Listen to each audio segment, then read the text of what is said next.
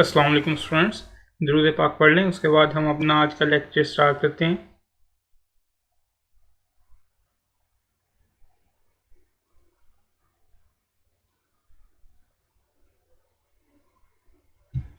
जी तो स्टूडेंट्स, आज हम अपना चैप्टर नंबर 11 स्टार्ट करने जा रहे हैं। ये हमारी थर्ड ग्रेड स्टार्ट हो रही है और ये है पार्टनरशिप एक्ट 1932।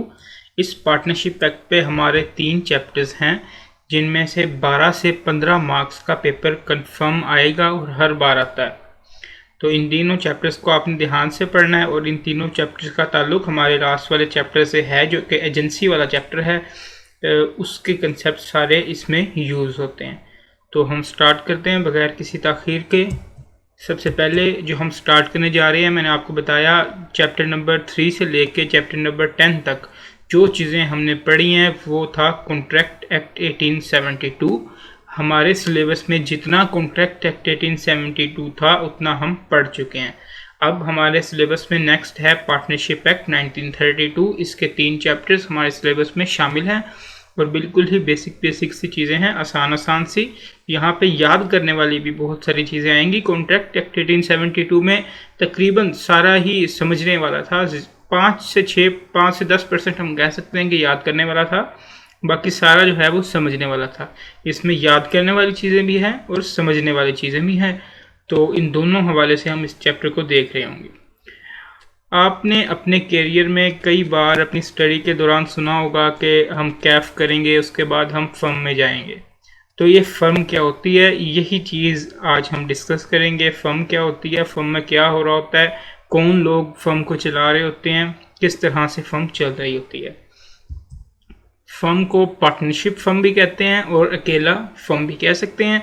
इस फर्म में क्या चीज़ होती है, क्या क्या चीज़ें होती हैं, ये पहले हम इसका एक ओवरव्यू देख लेते हैं। इस पूरा जो हमने पढ़ना है उसके बाद जो आपके बुक के हवाले से है वो स्टार्ट करेंगे। एक ओवरव्यू ले लेते हैं कि फ़र्म होती क्या है, ताकि हमें बेसिक नॉलेज आ जाए इसके बारे में, और जब हम चीज़ें पढ़ रहे हों कुछ ना कुछ हमें समझ हो कि हमने ये चीज़ पढ़ ली है। पार्टनरशिप फर्म क्या होती है? पार्टनरशिप फर्म एक फ़र्म होती है जिसमें मुख्तलिफ लोग मिल के एक बिज़नेस कर रहे होते हैं। एक इन्वायरमेंट उन्होंने बिज़नेस वाला बनाया होता है। उन लोगों ने 1 2 हो सकते हैं, 3 हो सकते हैं, 4 हो सकते हैं, लेकिन 2 से ज़्यादा लोग होते हैं। यहाँ पे हम 3 की बात कर लेते हैं। 2 से ज़्यादा लोगों ने मिल के एक बिज़नेस के लिए एक इन्वायरमेंट बनाया होता है, उसको हम फर्म कहते हैं। कोलेक्टिवली उसको फर्म कहते हैं। फॉर एग्जांपल 3 लोग हैं, आप लोग 3 दोस्त हैं, एक पार्टनर 1 है, एक पार्टनर 2 है, एक पार्टनर 3 है। इन तीनों ने मिलके एक एग्रीमेंट करके एक बिजनेस चला रहे हैं और इन तीनों के दरमियान एक रिलेशनशिप जो है ना, इन तीनों पार्टनर्स के दरमियान रिलेशनशिप, उसको हम पार्टनरशिप कहते हैं।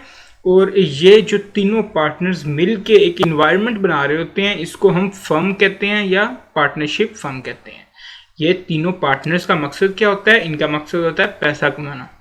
प्रॉफिट आ रहा है भाई, हम काम करेंगे, बिजनेस करेंगे, प्रॉफिट कमाएंगे, आपस में बांटेंगे और हम मौज करेंगे, ये इनका मकसद होता है। तो इन तीनों का जो रिलेशन है आपस में, उसको हम पार्टनरशिप कहते हैं। और ये तीनों लोग मिलके जो एक इन्वायरमेंट सा बना रहे होते हैं जिसमें ये बिज़नेस कर रहे होते हैं और अपना प्रॉफिट कमा रहे होते हैं और प्रॉफिट को जो है आपस में शेयर कर रहे होते हैं, इस सारे इन्वायरमेंट को हम पार्टनरशिप फर्म कह रहे होते हैं या सिर्फ अकेला फर्म कह रहे होते हैं। तो पार्टनर्स होते हैं एक फर्म में, उनके दरमियान जो लोग फर्म में काम करते हैं, जिन्होंने फर्म बनाई होती है, उनको हम पार्टनर्स कहते हैं। उनके दरमियान एक एग्रीमेंट होता है। किस किस तरह का एग्रीमेंट होता है और क्या क्या चीज़ें होती हैं उनके दरमियान? प्रॉफिट की बात कर ली हमने, प्रॉफिट भी वो लोग शेयर कर रहे होते हैं। उनके दरमियान एक एग्रीमेंट हुआ होता है कि हम बिज़नेस करेंगे, बिज़नेस भी हो रहा होता है। बाकी क्या चीज़ें होती हैं तफसील से वो हम देखेंगे। फिल वक्त फर्म आप इस लिहाज से समझें कि कुछ पार्टनर्स होते हैं, 2 से ज़्यादा पार्टनर, वो 10 हो सकते हैं, 20 हो सकते हैं, कितने हो सकते हैं ये भी हम देखेंगे। मैक्सिमम कितने हो सकते हैं, लेकिन मिनिमम जो है वो 2 हो सकते हैं। अकेला बंदा पार्टनरशिप फर्म नहीं चला सकता, पार्टनर कम से कम 2 होने चाहिए। तो 2 से ज़्यादा पार्टनर मिलके आपस में एक बिज़नेस करने के लिए, एक प्रॉफिट कमाने के लिए एक इन्वायरमेंट सा जो उन्होंने बनाया होता है ना, उसको हम फर्म कहते हैं। और तीनों पार्टनर्स के दरमियान जो रिलेशनशिप होता है ना, तीनों पार्टनर्स का, पार्टनर ए पार्टनर बी का, जो पार्टनर 1 है वो पार्टनर 2 का पार्टनर है, पार्टनर 3 का भी पार्टनर है और पार्टनर 2 और 3 भी आपस में पार्टनर हैं। ये जो सारा रिलेशनशिप है इसको कहते हैं पार्टनरशिप। पार्टनर 1 और पार्टनर 2 के दरमियान पार्टनरशिप का रिलेशनशिप है। पार्टनर 1 एंड पार्टनर 3 के दरमियान पार्टनरशिप है। पार्टनर 2 एंड पार्टनर 3 के दरमियान पार्टनरशिप है। तो इन तीनों के दरमियान जो रिलेशन है वो पार्टनरशिप का है और ये तीनों एक दूसरे के एजेंट हैं। अब यहाँ पे वो एजेंसी वाला कंसेप्ट आ गया। हमने क्या पढ़ा था एजेंसी वाले कंसेप्ट में? जो एजेंट होता है वो अपने प्रिंसिपल को जवाबदेह होता है, वो अपने प्रिंसिपल के बिहाफ पे काम कर रहा होता है। और यहाँ पे क्या है, यहाँ पे एक एजेंसी का साइकिल है जिसको हम एक किस्म का म्यूचुअल एजेंसी कह रहे होते हैं।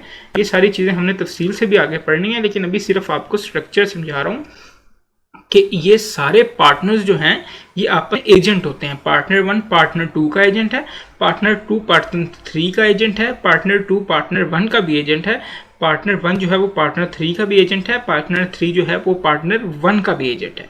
ये सब लोग आपस में एजेंट होते हैं। तो इन केस पार्टनर 1 जो है वो पार्टनर 2 का एजेंट है, तो पार्टनर 1 अगर पार्टनर 2 का एजेंट है तो इसका यही मतलब है ना कि पार्टनर 2 प्रिंसिपल है। तो बेसिकली वो एजेंट अगर बन रहा है एक बंदा दूसरे का, दूसरा बंदा अल्टीमेटली उसका प्रिंसिपल भी बन रहा होगा। तो पार्टनर 1 अगर पार्टनर 2 का एजेंट है, पार्टनर 1 कोई काम करता है तो इसका मतलब वो पार्टनर 2 को जवाबदेह है। इस म्यूचुअल एजेंसी का ये मतलब हुआ कि पार्टनर 2 अगर कोई भी काम करेगा, पार्टनर 1 एंड 3 उसके प्रिंसिपल होंगे ना, क्योंकि पार्टनर 2 अगर कोई काम करता है तो वो एक एजेंट के तौर पे काम कर रहा है। फर्म का एजेंट है, सब पार्टनर्स का एजेंट है। तो अगर उसने कोई काम किया वो पार्टनर 1 और पार्टनर 3 को जवाबदेह भी है और उसके काम की वजह से पार्टनर 1 और पार्टनर 3 जो हैं वो लायबल भी हो चुके हैं। बात को आप समझ रहे हैं कि जो पार्टनर्स हैं उन सब के दरमियान एक एजेंसी का रिलेशनशिप होता है। सब पार्टनर्स एक दूसरे के एजेंट होते हैं। तो पार्टनर 1 अगर कोई भी काम करेगा फर्म के हवाले से, फर्म में रहते हुए फर्म के बिजनेस के हवाले से, फर्म के हवाले से कोई भी काम करेगा तो वो पार्टनर 2 और पार्टनर 3 को बाउंड कर रहा होगा। फॉर एग्जांपल पार्टनर 1 साहब जाते हैं, जाके कहते हैं हमारी एक फर्म है, उस फर्म का नाम ये है partner 1 and partner 2 and partner 3 firm and company हमारी फर्म का नाम है। तो हम इस फर्म में काम करता हूँ मैं, तो ये हमारी फर्म है, मुझे आपसे लोन चाहिए। अब पार्टनर 1 फर्म के नाम पे लोन लेके आ जाता है। तो अब जो है वो पार्टनर 1 पार्टनर 2 और पार्टनर 3 को जवाबदेह होगा। पार्टनर 2 और पार्टनर 3 उसके साथ बैठेंगे और पूछेंगे भाई आपने लोन क्यों ले लिया, किस मकसद के लिए लोन लिया। अब इनकी आपस में जो मर्जी बात हो, लोन उसने लेना चाहिए था, नहीं लेना चाहिए था, क्या मामला था, जो थर्ड पार्टी है उसके हवाले से ये पार्टनर 2 और पार्टनर 3 भी लायबल हो चुके हैं। अब वो थर्ड पार्टी अगर ये उसको पैसे नहीं मिलेंगे वो पार्टनर 1 पे केस नहीं करेगी, वो पार्टनर 2 और पार्टनर 3 पे भी केस करेगी, वो सब पे केस करेगी थर्ड पार्टी। क्यों वो केस करेगी? क्योंकि ये सब लोग आपस में एजेंट हैं, सब लोग एक दूसरे के काम के लिए लायबल हैं। तो हमने बात की जो फर्म बनाई होती है उन लोगों ने वो बिजनेस के लिए बनाई होती है और ओब्वियसली किसी थर्ड पार्टी से बिजनेस कर रहे होते हैं। इनका कोई क्लाइंट होता है जिनके साथ ये बिजनेस कर रहे होते हैं ना। इन पार्टनर्स के अलावा जो पार्टीज रिलेटेड होती है जिनके साथ ये बिजनेस कर रहे होते हैं उनको हम कहते हैं थर्ड पार्टी। वो पार्टी जो पार्टनर्स में शामिल नहीं है, उनके साथ बिजनेस किया जा रहा है, आपको देख के पता लग जाएगा कि ये थर्ड पार्टी है, उसको हम थर्ड पार्टी कह रहे होते हैं। और जो बिजनेस ये कर रहे होते हैं ना, जो काम कर रहे होते हैं फर्म के हवाले से, उसको कहते हैं act of firm.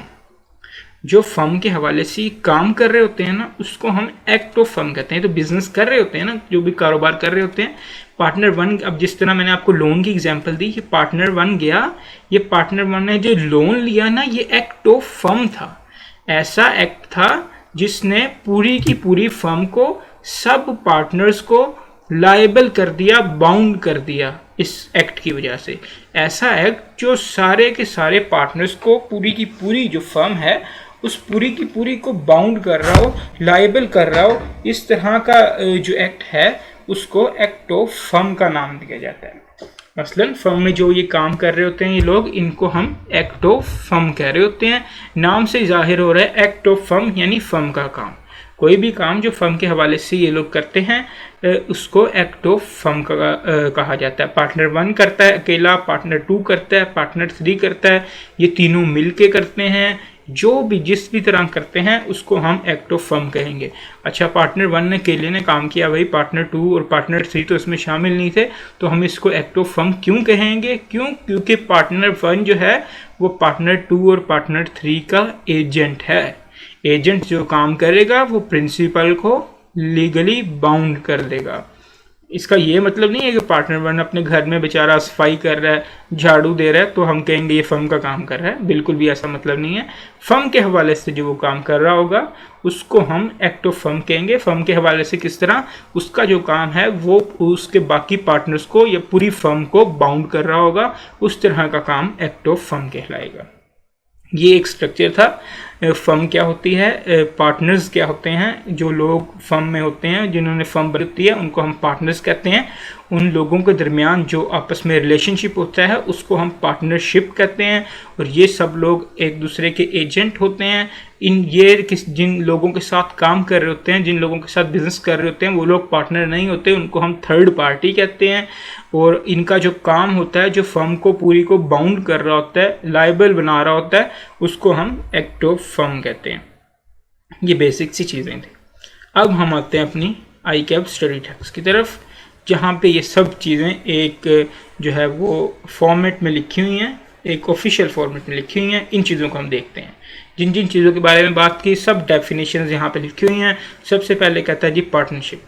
Partnership is the relationship between the persons. यही हमने बात की थी भाई, वो पर्सनस, वो पार्टनर्स अपने जहन में ले आए। उन पार्टनर्स के दरमियान जो रिलेशनशिप है is the relationship between persons who have agreed to share the profits of a business carried on all or any of them acting for all। Any of them acting for all का क्या मतलब है? कोई एक बंदा भी कर रहा है तो वो बाकी सब के लिए कर रहा है। क्यों? क्योंकि वो जो है इंसान जो काम कर रहा है, सब पार्टनर्स आपस में म्यूचुअल एजेंसी रखते हैं, सब पार्टनर्स एक दूसरे के एजेंट हैं। इसी वजह से चाहे वो एक बंदा कर रहा है, चाहे वो सारे बंदे कर रहे हैं, वो एक्ट ऑफ द फर्म होगा। और पार्टनरशिप जो है वो रिलेशनशिप होगा उन लोगों के दरमियान। उन लोगों के दरमियान जो रिलेशनशिप है उसको हम पार्टनरशिप कहते हैं। नेक्स्ट एग्जांपल है पार्टनर्स की। Persons who have entered into partnership are individually called partners. बिल्कुल भी कोई इसमें कम्प्लेक्स बात नहीं है। जो लोग पार्टनरशिप में एंटर हुए हैं उनको हम पार्टनर्स कहते हैं। Persons who have entered into partnership are collectively called firm। और वो तीनों लोग इकट्ठा उनको हम पढ़ेंगे तो उनको हम फर्म कहेंगे। ये जो सारा प्रोसेस है, ये सारा जो बिजनेस वगैरह कर रहे हैं सारे लोग इकट्ठे होकर, तीनों लोग, इनको कलेक्टिवली हम फर्म का नाम दे रहे होते हैं। The name under which business of partnership is carried on is called firm name। ये तो उन्होंने डेफिनेशन लिखने की ज़रूरत भी नहीं थी, उन्होंने टाइम ज़ाया किया है, तो बच्चा ही बता सकता है कि फर्म नेम क्या होता है। जो फर्म का नाम होता है, जिस नाम पे वो बिजनेस कर रहे होते हैं, वो फर्म नेम होता है। इसके बाद है act of firm. An act of firm means any act or omission by all the partners or by any partner. या तो वो सब पार्टनर्स मिलके कर रहे हैं, या तो वो कोई भी पार्टनर कर रहा है, और agent of the firm. Basically agent of the firm कौन होता है? पार्टनर ही होता है। Which gives rise to a right enforceable by or against the firm. जो फर्म को लीगली बाउंड कर रहा हो, फर्म उसके खिलाफ जो है वो किसी भी किस्म का केस कर सकती हो, और वो आदमी फर्म के खिलाफ केस कर सकता हो उस काम की वजह से। उस काम की वजह से उसको हम एक्ट ऑफ द फर्म कहते हैं। एक्ट ऑफ द फर्म का क्या मतलब है? चाहे सारे पार्टनर्स मिलके कर रहे हैं, चाहे अकेला पार्टनर कर रहा है, कोई एक पार्टनर कर रहा है, या फर्म का कोई एजेंट कर रहा है, यानी कि वो भी पार्टनर ही है, कोई पार्टनर अकेला कर रहा है, या सब मिलके कर रहे हैं कोई ऐसा काम जो पूरी फर्म को, सब पार्टनर्स को लीगली बाउंड कर देता है, लायबल बना देता है। इस तरह के काम को हम एक्ट ऑफ द फर्म कहते हैं। बिजनेस क्या होता है? बिजनेस ऑब्वियसली जिस काम के लिए वो इकट्ठे हुए हैं, वो जो काम कर रहे हैं, ट्रेड, ऑक्यूपेशन एंड प्रोफेशन, वो डॉक्टर्स, वो लॉयर्स मिलके कोई लॉ का अपना काम कर रहे हैं, चार्टर्ड अकाउंटेंट्स मिलके कर रहे हैं, उन कोई आम लोग हैं, उन्होंने कोई बिजनेस शुरू किया है, कोई तिजारत शुरू किया है, उसके लिए कर रहे हैं, कोई ट्रेड शुरू किया है, इसको सबको हम बिजनेस कहते हैं। Third party used in relation to the firm or to a partner therein means any person who is not a partner in the firm। जो फर्म में पार्टनर नहीं है उसको हम क्या कहेंगे, ये थर्ड पर्सन है, ये थर्ड पार्टी है।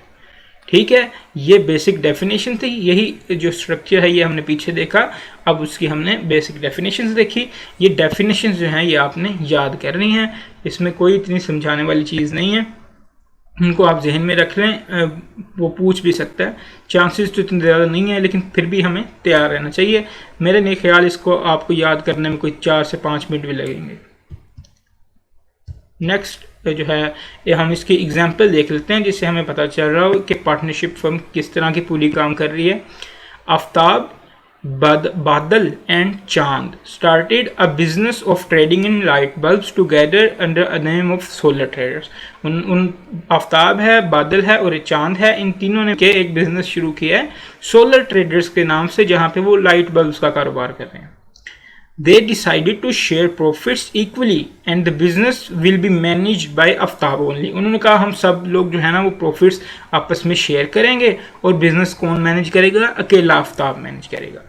On first day on behalf of solar traders, Aftab ordered 100 light bulbs on credit from Tanveer, a wholesaler of electric products. उसने क्या किया, उसने 100 बल्ब्स का ऑर्डर दे दिया उधार पे मिस्टर तनवीर को, जो कि एक लाइट बल्ब्स का होलसेलर है। अब इस सारे सिनेरियो में जो सोलर ट्रेडर्स है, जो तीनों ने मिलके एक बनाया है, एक बिजनेस का नाम रखा है, जो तीनों एक काम कर रहे हैं, एक इन्वायरमेंट बनाया है, उसका नाम रखा है उन्होंने सोलर ट्रेडर्स। तो ये सोलर ट्रेडर्स क्या होगी, ये एक पार्टनरशिप फर्म होगी। आफ्ताब, बादल और चांद ये तीनों इंडिविजुअल्स क्या होंगे, ये उसमें पार्टनर्स होंगे। फर्म का नाम है सोलर ट्रेडर्स और ये तीनों पार्टनर्स हैं। तनवीर क्या है, वो पार्टनर नहीं है, तो जो पार्टनर नहीं है उसको हम क्या कहते हैं, थर्ड पार्टी कहते हैं। Aftab entered into contract with Tanveer as an agent of the firm. Aftab जो है वो एजेंट, जो उसने कॉन्ट्रैक्ट किया 100 बल्ब खरीदने का, ये contract as an agent of the firm था। ये कॉन्ट्रैक्ट आफ्ताब के साथ किया गया, लेकिन ये कॉन्ट्रैक्ट बादल और चांद को भी लीगली लायबल बना लेगा अपने साथ। आफ्ताब जो है इस कॉन्ट्रैक्ट के बारे में बादल और चांद को भी जवाबदेह होगा कि भाई मैंने 100 बल्ब उधर से खरीदे हैं, तो मैं ये बिज़नेस कर रहा हूँ। पहली बात तो ये है, आफ्ताब और बादल ने कहा कि चांद भाई आप ही सारा बिज़नेस संभालो, तो अब सारी अथॉरिटी आफ्ताब के पास ही है, वो सारा बिज़नेस ये संभालेगा। तो लेकिन वो इसके लिए अपने पार्टनर्स को जवाबदेह भी होगा और उसके काम के लिए उसके पार्टनर्स भी लायबल होंगे, चाहे वो बिजनेस कर रहे हैं चाहे नहीं कर रहे। क्यों? क्योंकि पार्टनर्स एक दूसरे के एजेंट हैं। यहाँ पे बात अगर आपको थोड़ी कन्फ्यूजन भी है इस एग्जांपल में, तो अभी हम आगे जाके एसेंशियल्स देखते हैं पार्टनरशिप के, टेस्ट ऑफ पार्टनरशिप में, जिससे आप पता चल जाएगा कि पार्टनरशिप बनती कैसे है। अगर आपको एक सिनेरियो दे दिया जाए कि भाई बताएं पार्टनरशिप है कि नहीं, तब आप उसको पहचान पाएंगे पार्टनरशिप में क्या क्या चीज़ें ज़रूरी होती हैं। तो मेन जो एसेंशियल्स हैं पार्टनरशिप के वो हैं ये जो ABCDE आपको लिखे हुए नज़र आ रहे हैं, ये एसेंशियल्स हैं। सबसे पहला एसेंशियल है association of 2 or more person, 2 या 2 से ज़्यादा लोगों की एसोसिएशन होनी चाहिए। एग्रीमेंट, उनके दरमियान एग्रीमेंट होना चाहिए एक। कैरिंग ऑन बिजनेस, वो कोई बिजनेस कर रहे हों, फजूल ना बैठे हुए हों, फजूल काम के लिए कि जो है वो पार्टनरशिप फर्म ना बनाई हो। शेयरिंग ऑफ प्रॉफिट्स, वो प्रॉफिट को शेयर कर रहे हों। और लास्ट में है म्यूचुअल एजेंसी, उन सब के दरमियान म्यूचुअल एजेंसी हो, जो हम शुरू से बात कर रहे हैं कि हर पार्टनर एक दूसरे का एजेंट हो। ये 5 एसेंशियल्स जो हैं ये अगर एक फर्म में होंगे, एक पार्टनरशिप में होंगे, तो हम उसको पार्टनरशिप फर्म कह रहे होंगे। अगर कुछ लोग मिलके कोई बिजनेस सा बनाते हैं और उसमें ये पांचों के पांचों एसेंशियल्स हमें मिल जाते हैं, तो हम कहेंगे कि ये एक पार्टनरशिप फर्म है। हम इन पांचों एसेंशियल्स को, इन 5 एसेंशियल्स को डिटेल से डिस्कस करते हैं। सबसे पहले हम पहला एसेंशियल डिस्कस करते हैं, ये है association of 2 or more persons. कम अज कम इसमें सबसे ज़्यादा से ज़्यादा कितने होने चाहिए ये तो नहीं बता रहा अभी तक, इतनी सी लाइन पढ़ के तो हमें ये पता चल रहा है कि कम अज़ कम कितने होने चाहिए। कम अज़ कम 2 होने चाहिए, 2 या 2 से ज़्यादा पर्सन होने चाहिए। किसी भी पार्टनरशिप फर्म को बनाने के लिए सबसे बेसिक चीज़ है 2 या 2 से ज़्यादा लोग होने चाहिए। The partnership is an association between 2 or more persons and all persons must be competent to contract. और ये होना चाहिए कि सब कॉम्पिटेंट टू कॉन्ट्रैक्ट हों। क्यों? क्योंकि पार्टनरशिप जो है ये एक किस्म का कॉन्ट्रैक्ट हो रहा होता है, तो जो कॉन्ट्रैक्ट कर सकता है सिर्फ वही कॉन्ट्रैक्ट कर सकता है, जो कॉन्ट्रैक्ट नहीं कर सकता वो इसमें पार्टनरशिप पे नहीं आ सकता। फॉर एग्जांपल कौन कॉन्ट्रैक्ट नहीं कर सकता भाई? माइनर कॉन्ट्रैक्ट नहीं कर सकता, अनसाउंड माइंड का बंदा जो है वो कॉन्ट्रैक्ट नहीं कर सकता, प्रिजनर जो है जेल में बैठा हुआ कैदी है उसके साथ कॉन्ट्रैक्ट नहीं किया जा सकता। ये सारी चीज़ें जो हमने कॉन्ट्रैक्ट एक्ट 1872 में पढ़ी हैं वो सारी चीज़ें यहाँ पे एप्लीकेबल हो जाएंगी। कौन कॉन्ट्रैक्ट कर सकता है? पार्टनरशिप का कॉन्ट्रैक्ट बिल्कुल वही बंदा कर सकता है, वही बंदा पार्टनरशिप में एंटर हो सकता है जो कॉन्ट्रैक्ट करने का कॉम्पिटेंट है। Thus there can be no partnership consisting of single individual. तो ये तो सिंपल सी बात है, एक अकेला बंदा कोई किसी किस्म की पार्टनरशिप नहीं बना सकता। If the number gets reduce to 1 for any reason it ceases to be a partnership. अब 2 लोगों ने मिलके 3 लोगों ने मिलके पार्टनरशिप बना ली थी, लेकिन किसी वजह से 2 लोग छोड़ गए और बंदा रह गया एक। जैसे ही वो एक बंदा रह गया तो पार्टनरशिप खत्म हो गई, अब पार्टनरशिप नहीं रही। क्यों? क्योंकि कम से कम लोग पार्टनरशिप के लिए 2 होने चाहिए। The partnership act does not say anything about the maximum number of partners. Maximum number कितने होने चाहिए? कहता जी पार्टनरशिप एक्ट में ऐसी कोई चीज़ नहीं लिखी हुई। तो फिर भाई कुछ तो बताओ मैक्सिमम नंबर कितने होने चाहिए। उन्होंने कहा चलो कंपनी लॉ में लिखी हुई है कि मैक्सिमम कितने होने चाहिए, वही आप इधर यहाँ के लिए एप्लीकेबल कर लो। क्या लिखी हुई है कंपनी लॉ में? In case of a partnership firm carrying on a banking business, maximum number is 10. ये तीनों पॉइंट्स आपने अच्छी तरह याद करनी है, एमसीक्यूज के लिहाज से बहुत ज़्यादा इंपॉर्टेंट है। और जो आपके शॉर्ट क्वेश्चन है उसमें भी 2 नंबर का कोई सिनेरियो बना के यहाँ से दे दे, लेकिन एमसीक्यूज में तो मुझे लगता है ये लाजमी आएगा इस बार। In case of a partnership firm carrying on a banking business, maximum number is। अगर कोई बैंकिंग बिजनेस के लिए पार्टनरशिप फर्म बना रहा है तो मैक्सिमम नंबर 10 हो सकते हैं, 10 से ज़्यादा नहीं हो सकते। In case of a partnership firm carrying on any other business, अगर बैंकिंग के अलावा कोई और बिजनेस है तो उसमें मैक्सिमम नंबर 20 हो सकते हैं। बैंकिंग में 10 हो सकते हैं मैक्सिमम नंबर, बैंकिंग के अलावा मैक्सिमम नंबर 20 हो सकते हैं, 20 से तजावुज़ नहीं कर सकते। थर्ड पॉइंट है in case of partnership firm of professional persons. अब यहाँ पे आप खुश हो जाएं क्योंकि आप लोग प्रोफेशनल्स हो जाएंगे सीए कंप्लीट करने के बाद। जो प्रोफेशनल पर्सन है उनके लिए मैक्सिमम की कोई लिमिट नहीं है, वो 50, 100, 1000, लाख जितने मर्जी हो सकते हैं। तो प्रोफेशनल लोगों के लिए, अगर प्रोफेशनल लोग आप लोग जैसे चार्टर्ड अकाउंटेंट्स कोई फर्म बनाते हैं तो उनके लिए कोई मैक्सिमम नंबर नहीं है, जितने मर्जी लोग वो एम्प्लॉय कर सकते हैं। इसीलिए प्रोफेशनल्स की जो मांग होती है, डिमांड होती है, वो ज़्यादा होती है, इसीलिए चार्टर्ड अकाउंटेंट्स की डिमांड ज़्यादा है। If the number of partners exceed the maximum number allowed then such partnership firm becomes an illegal association. ये तो बताने की ज़रूरत नहीं थी। अगर ज़्यादा नंबर हो जाएंगे, बैंकिंग फर्म में 10 से ज़्यादा हो जाएंगे, नॉन बैंकिंग में 20 से ज़्यादा हो जाएंगे, तो वो ज़ाहिरी सी बात है एक इलीगल एसोसिएशन तस्वर की जाएगी, ये लीगल एसोसिएशन नहीं होगी। एग्जाम्पल्स देखते हैं इसकी 2। In an MBA class 28 class fellows decided to form a partnership firm to work collectively as a marketing and advertisement advisors। MBA की क्लास में 28 क्लास फेलोज हैं। उन्होंने कहा चलो जी हम फर्म खेलते हैं, अपनी एक फर्म बनाते हैं, हम पैसा कमाएंगे। कंपनीज एक्ट जो है हमारा वो कहता है कि भाई रुक जाओ, आप लोग पार्टनरशिप फर्म बना तो सकते हो लेकिन 20 से ज़्यादा मेंबर्स नहीं रख सकते। लॉ ने रिस्ट्रिक्ट कर दिया है, आप 28 लोग मिलके कोई भी पार्टनरशिप फर्म नहीं बना सकते। Another case, another example, after qualifying CA. अब आप लोग सब जो अपने दोस्त हैं आपके सीए कर रहे हैं वो सब सीए क्वालिफाई कर जाते हैं, तब आप 28 charter accountants decided to form a partnership firm. तो आप 28 चार्टर अकाउंटेंट्स जो है वो फैसला करते हैं, हम सब दोस्त मिलके एक फर्म बनाते हैं।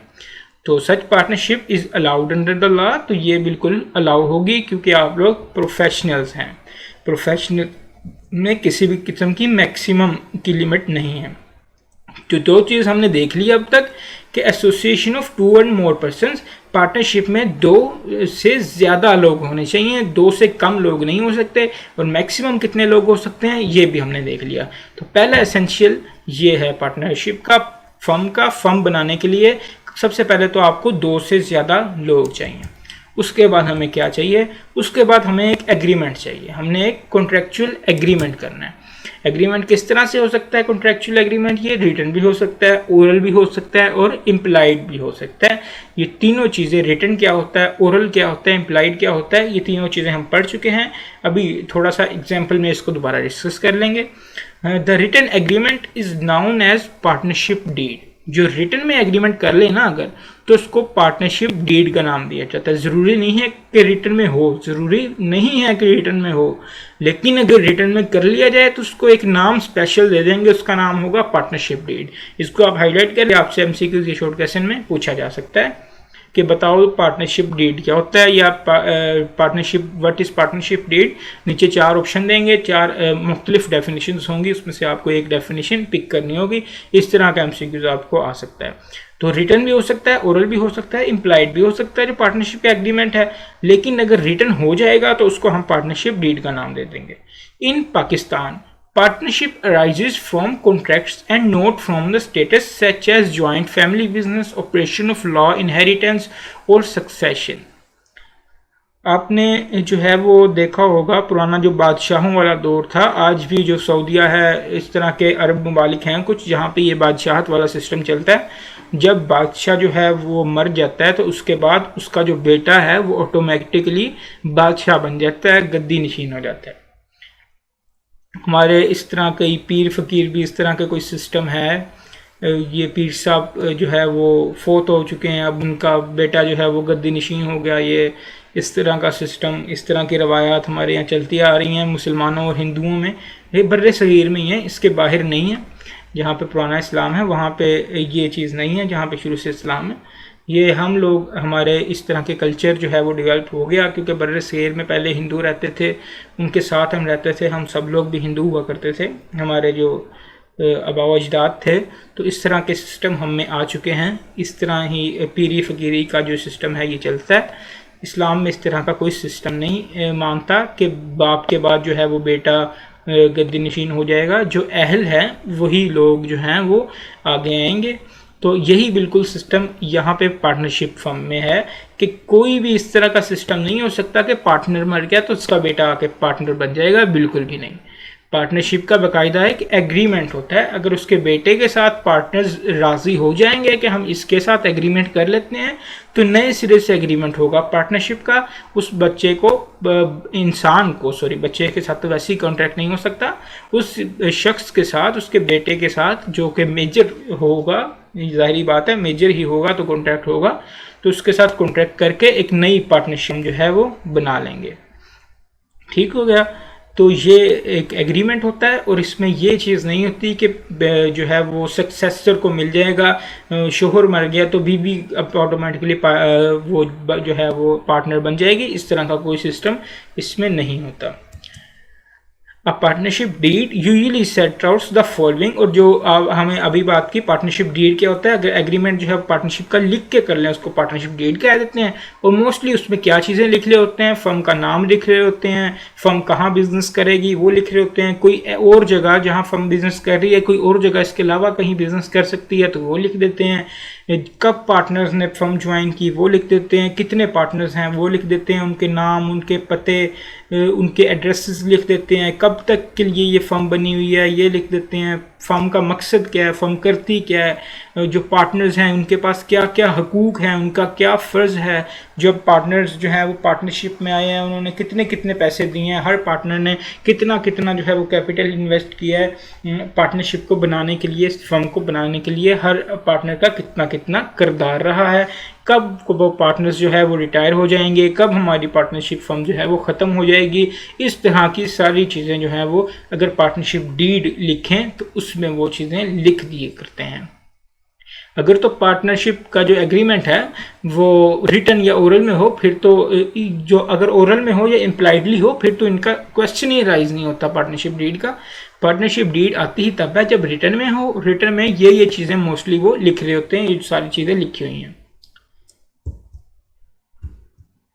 In Pakistan, if the partnership agreement does not specify what the rights or duties of a partners should be in a particular circumstances, the rules set out in the Partnership Act 1932 are assumed to apply.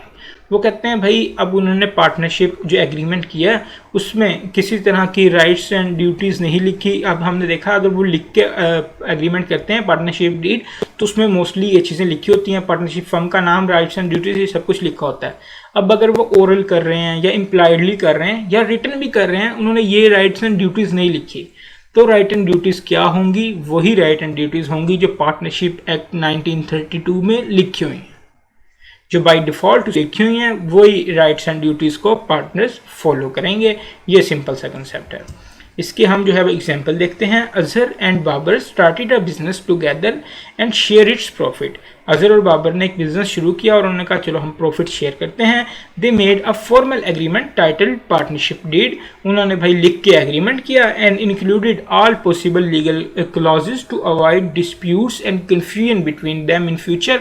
और उन्होंने हर किस्म के legal clauses और जितना भी कुछ उसमें लिखना था वो सब कुछ ज़रूरी था वो लिख दिया ताकि हमारा फ्यूचर में कोई किसी किस्म का झगड़ा ना हो जाए। It is a valid way of forming a partnership. ये बिल्कुल एक वैलिड वे है, ये तो देख के ही पता चल रहा है। अभी तक हम दो चीज़ें देख चुके हैं। पार्टनरशिप फर्म में ज़रूरी क्या होता है, एसेंशियल क्या होते हैं। पहली चीज़ जो हमने देखी है वो हमने देखी है कि उसमें कम से कम 2 लोग होने चाहिए, 2 से ज़्यादा लोग होने चाहिए। और दूसरी चीज़ जो हमने देखी है वो हमने देखी है कि जो एग्रीमेंट है उनके दरमियान वो होना चाहिए। एग्रीमेंट के बगैर पार्टनरशिप फर्म नहीं बन सकती। एग्रीमेंट बाय वर्ड्स भी हो सकता है, रिटन भी हो सकता है, इम्प्लाइडली भी हो सकता है। तो ये हम इम्प्लाइडली की एग्जांपल देखते हैं। Although there is no express agreement between them, कोई एक्सप्रेस एग्रीमेंट नहीं है, but Arsalan regularly buys old furniture and repairs it. Then Arsalan जो है वो रेगुलरली फर्नीचर खरीदता है और उसको रिपेयर करता है। His cousin Faisal sells the furniture and they both share the profit equally.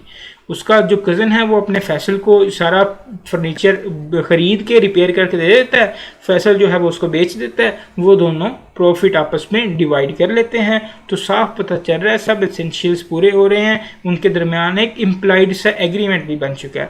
अब जो बंदा अरसलान से फर्नीचर ख़रीद रहा होगा उसे पता है कि ये फैसल ने इसको, फैसल से फर्नीचर ख़रीद रहा है, उसे पता है कि भाई अरसलान ने इसको फर्नीचर दिया है, ये अरसलान के साथ काम करता है, ये अरसलान का पार्टनर है। उन्होंने किसी को नहीं बताया लेकिन वो इम्प्लाइडली जो है वो पार्टनरशिप के रिलेशनशिप में आ चुके हैं। तो ये एक इम्प्लाइडली पार्टनरशिप की एग्जांपल थी। रिटन भी हो सकता है, ओरल भी हो सकता है और इम्प्लाइडली भी हो सकता है। तो 2 एसेंशियल्स दे चुके हैं। तीसरा एसेंशियल बिल्कुल ही सिंपल सा है कि भाई उनके दरमियान कोई कारोबार होना चाहिए, फ्री में ना वो फारग बैठे हों बल्कि कोई कारोबार कर रहे हों, और किसी भी किस्म का एग्रीमेंट कि भाई हम फ्यूचर में कारोबार करेंगे। अभी हम कारोबार नहीं कर रहे, हम पार्टनरशिप फर्म बनाते हैं। मिस्टर ए मिस्टर बी को कहता है कि भाई हम लोग मिलकर पार्टनरशिप एक फर्म बनाते हैं, हम लोग शेयर करेंगे फिट भी, हम लोग एग्रीमेंट भी करते हैं, रिटर्न में एग्रीमेंट करते हैं, सब कुछ लॉ का जो है वो फॉलो करते हैं, सारे एसेंशियल्स। लेकिन हम अभी बिजनेस नहीं करेंगे, हम फ्यूचर में बिजनेस करेंगे। तो भी कोई पार्टनरशिप फर्म नहीं बनी, क्योंकि उन्हें बिजनेस के लिए ही वो एग्रीमेंट जो है वो साइन करना चाहिए।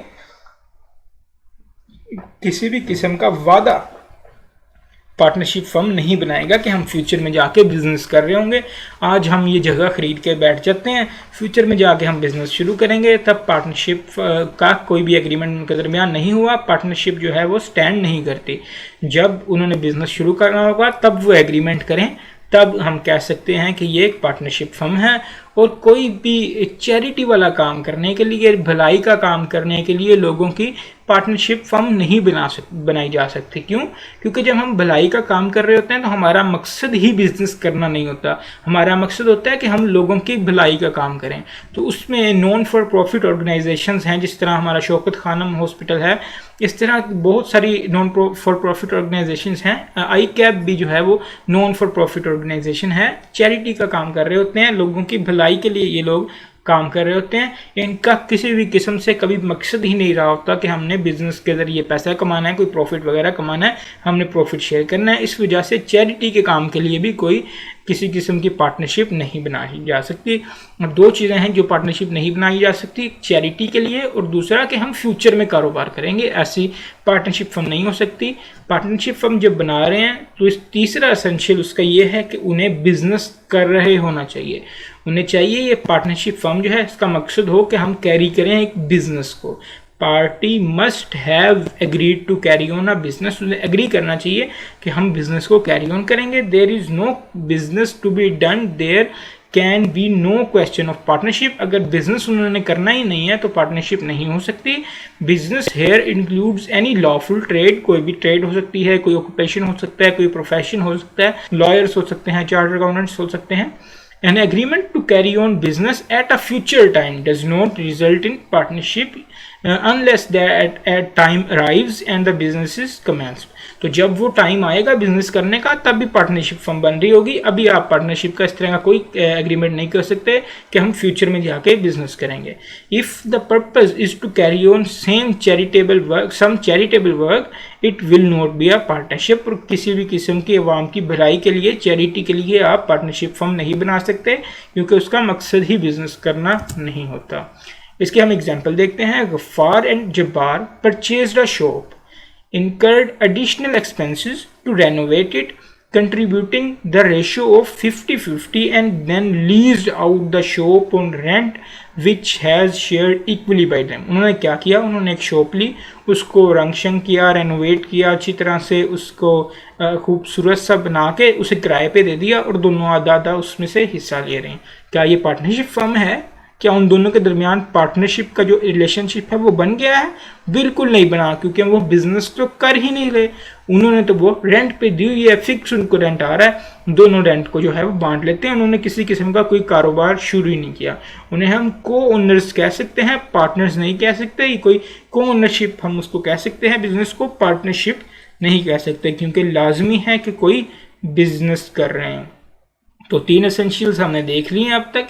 बिजनेस कर रहे हो, 2 या 2 से ज़्यादा जो हैं वो लोग हों, उनके दरमियान एग्रीमेंट हुआ। अब इसका 4th एसेंशियल्स देखते हैं, जो है शेयरिंग ऑफ प्रॉफिट। वो लोग प्रॉफिट कमा रहे हों, प्रॉफिट को शेयर कर रहे हों। इसमें वो क्या कहता है? The next essential element of partnership is that there must be an objective to make profit. Profit कमाने का उनका मकसद होना चाहिए। The partners may agree to share profit in any manner they like.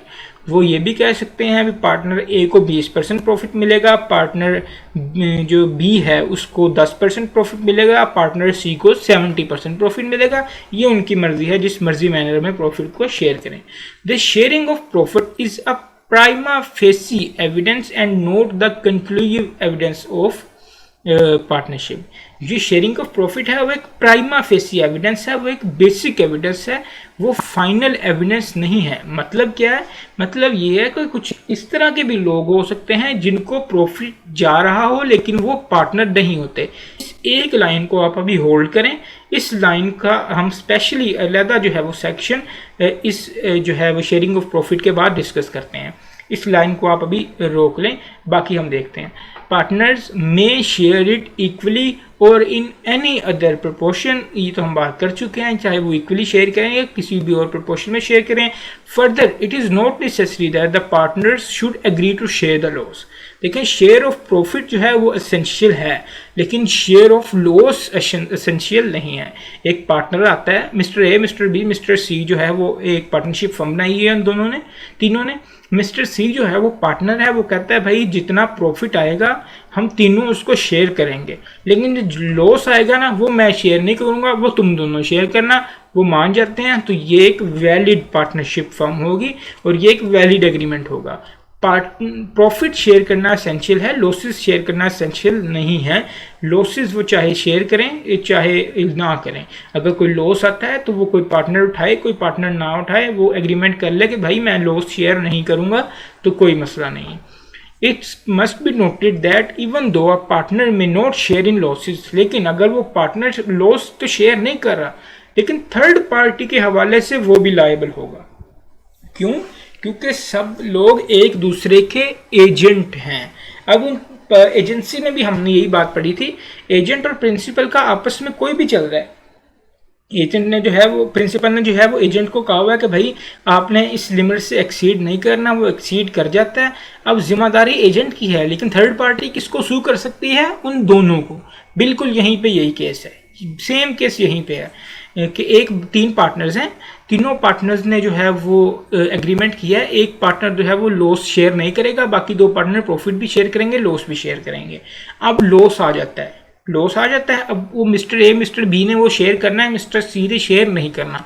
लेकिन थर्ड पार्टी जिसका भी इस लॉस के साथ उनका भी नुकसान हो गया है, वो उस पार्टनरशिप फर्म को सू करती है। तो वो तीनों को सू करे, एक को सू करे, दो को सू करे, जिस पे मर्जी मुकदमा करे, वो थर्ड पार्टी की मर्जी है। लेकिन with respect to their internal affair, उनके अंदरूनी मामला के हवाले से वो जो मिस्टर सी है वो लॉसेस शेयर नहीं करेगा, लेकिन थर्ड पार्टी के हवाले से वो भी लायबल तस्वुर किया जाएगा, क्योंकि वो उनका जो है वो तीनों एक दूसरे के एजेंट्स हैं, चाहे उनका दरमियान में आपस में कोई भी एग्रीमेंट है। यही बात हम एजेंसी में भी डिस्कस करके आए हैं, वही बात दोबारा हम यहाँ पे डिस्कस कर रहे हैं। हम इसकी एक एग्जांपल देख लेते हैं। Ahmad and Baqir, two chartered accountants, agree to carry on practice in common at the office of Ahmed under the name Ahmed and Bakir for a period of 7 years. Ahmad और बाकिर आप लोगों की तरह दो चार्टर्ड अकाउंटेंट्स हैं।